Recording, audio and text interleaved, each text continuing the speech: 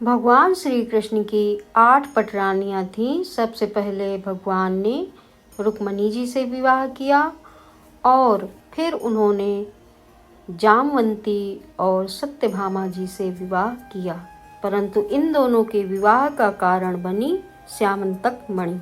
भागवत कथा के अनुसार सुखदेव जी राजा परीक्षित से कहते हैं कि हे राजन, जब भगवान श्री कृष्ण रुक्मणी के साथ विवाह करते हैं और उनके साक्षात कामदेव के रूप में प्रद्युम्न जी महाराज का जन्म होता है। इस प्रकार भगवान श्री कृष्ण द्वारिका में उग्रसेन जी महाराज के नेतृत्व में धर्मपरायण शासन कार्य में सहयोग कर रहे हैं। उसी क्रम में एक दिन सत्यजित, जो द्वारिका का प्रमुख सामंत था, उसने भगवान सूर्य को प्रसन्न किया और सूर्य देव से श्यामंतक मणि प्राप्त की, जो एक दिन में 70 बार सोना देती थी। जब सत्यजित मणि को अपने गले में टांग कर भगवान सूर्य से विदा होकर के द्वारिका लौट रहे थे, तो ऐसा लग रहा था कि मानो साक्षात सूर्यदेव भगवान द्वारिका में उतर आए हों। सारे द्वारिकावासी बड़े ही आश्चर्यचकित होने लगे और सोचने लगे कि आज साक्षात सूर्य भगवान द्वारिका में पधार रहे हैं, और सभी द्वारिकावासी इस भेद को जानने के लिए भगवान श्री कृष्ण से कहने लगे। तब भगवान श्री कृष्ण ने कहा कि यह भगवान सूर्य नहीं अपितु हमारे सत्यजित हैं, जो भगवान सूर्य को प्रसन्न करके दिव्य मणि प्राप्त करके लौट रहे हैं। जब सत्यजित इस प्रकार द्वारिका में आए, तब भगवान श्री कृष्ण ने एक दिन उनसे वह मणि मांगी, लेकिन सत्यजित ने भगवान श्री कृष्ण को मणि देने से मना कर दिया। तब एक दिन सत्यजित का छोटा भाई प्रहसेन घोड़े पर आरूढ़ होकर श्यामंतक मणि को अपने गले में टांग कर आखेट के लिए वन में चला जाता है, और आखेट खेलता हुआ जैसे ही घनघोर वन में गया, वहाँ उसका सामना वनराज सिंह से हुआ, और सिंह ने प्रहसेन को अपने भोजन का ग्रास बना लिया। उसी वन में गुफा के अंदर ऋक्षराज जामवंत जी निवास करते थे। जब जामवंत जी का सामना उस सिंह से हुआ, जो श्यामंतक मणि को अपने पंजे में दबा रखा था, तब जामवंत जी वनराज सिंह को प्रताड़ित करके भगा दिया और श्यामंतक मणि को लेकर अपनी गुफा के अंदर आते हैं तथा मणि अपनी पुत्री जामवंती को दे देते हैं। जामवंती उसे खिलौना समझकर खेलने लगती हैं।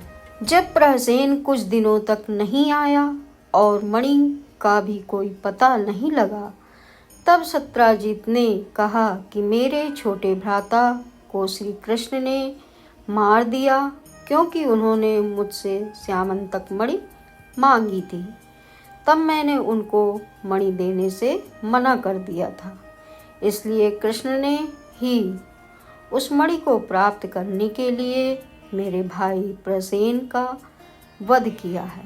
इस प्रकार जब नगर में यह बात चारों तरफ फैलने लगी और भगवान श्री कृष्ण को ज्ञात हुआ कि सत्यजित ने मेरे ऊपर झूठा कलंक लगाया है, तब भगवान श्री कृष्ण अपने कुछ साथियों को लेकर पद चिन्हों की खोज करते हुए जंगल में जाते हैं, और जंगल में गए और वहां जाकर देखा कि सिंह ने प्रहसेन का वध किया है, क्योंकि वहां कुछ अवशेष बने हुए थे। और इसके बाद सिंह का रीछ से सामना हुआ, क्योंकि वहां रीछ के भी पद चिन्ह बने हुए थे, और रीछ के पद चिन्ह की किसी गुफा विशेष में जा रहे थे।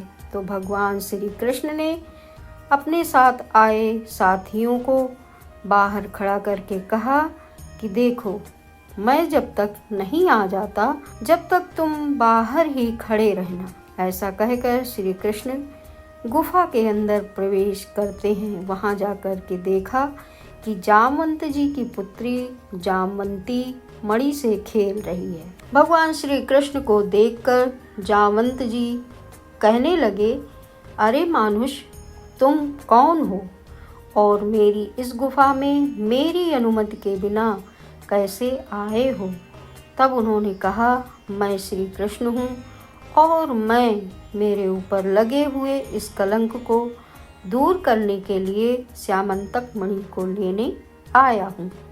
तब जामवंत ने कहा कि यह मणि मैं तुम्हें नहीं दूंगा। अगर तुम्हें लेना ही है तो पहले मुझे युद्ध में हराना होगा। इस प्रकार जामवंत और भगवान श्री कृष्ण के बीच युद्ध होने लगा और मल्ल युद्ध दिन रात चलता रहा। 18 दिन बीत गए, लेकिन ना तो भगवान श्री कृष्ण ही जीत पाए और ना ही जामवंत। जब 18 दिन में भगवान श्री कृष्ण ने जामवंत जी के पीठ पर जोर से मुट्ठी का प्रहार किया, जिससे उनकी एक हड्डी टूट जाती है।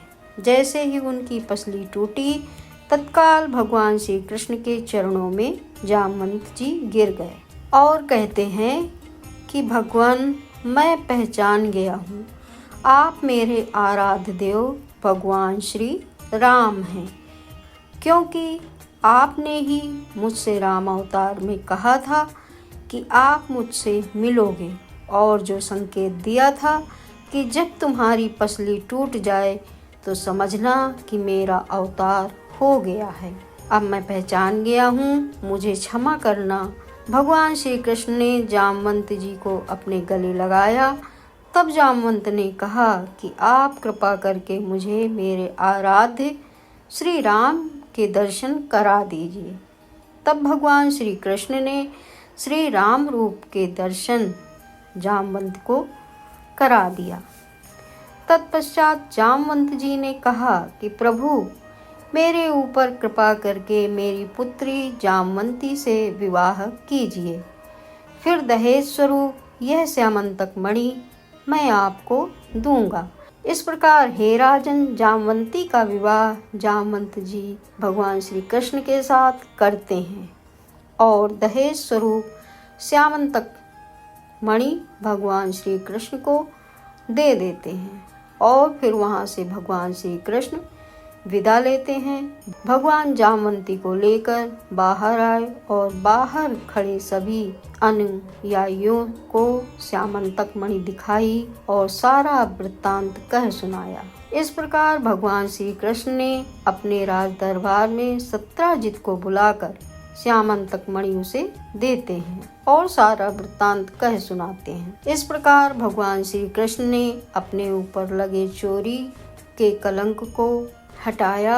सत्राजित तब बड़ा लज्जित हुआ और ग्लानि से भीगा हुआ नतमस्तक होकर वहां से चला जाता है। उधर सत्राजित बड़ा लज्जित हुआ कि मैंने श्री कृष्ण को झूठा कलंक लगाया, अब किस प्रकार से मैं उनके ऊपर लगाए कलंक का मार्जन कर सकता हूँ। इस प्रकार सोचते हुए इसलिए उन्होंने एक ही युक्ति सोची और भगवान श्री कृष्ण से प्रार्थना करने लगे कि हे प्रभु, मैं बहुत ही लज्जित हूँ।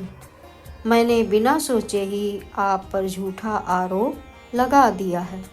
आपसे मेरी एक विनती है, आप कृपा करके मेरी विनती को स्वीकार कीजिए।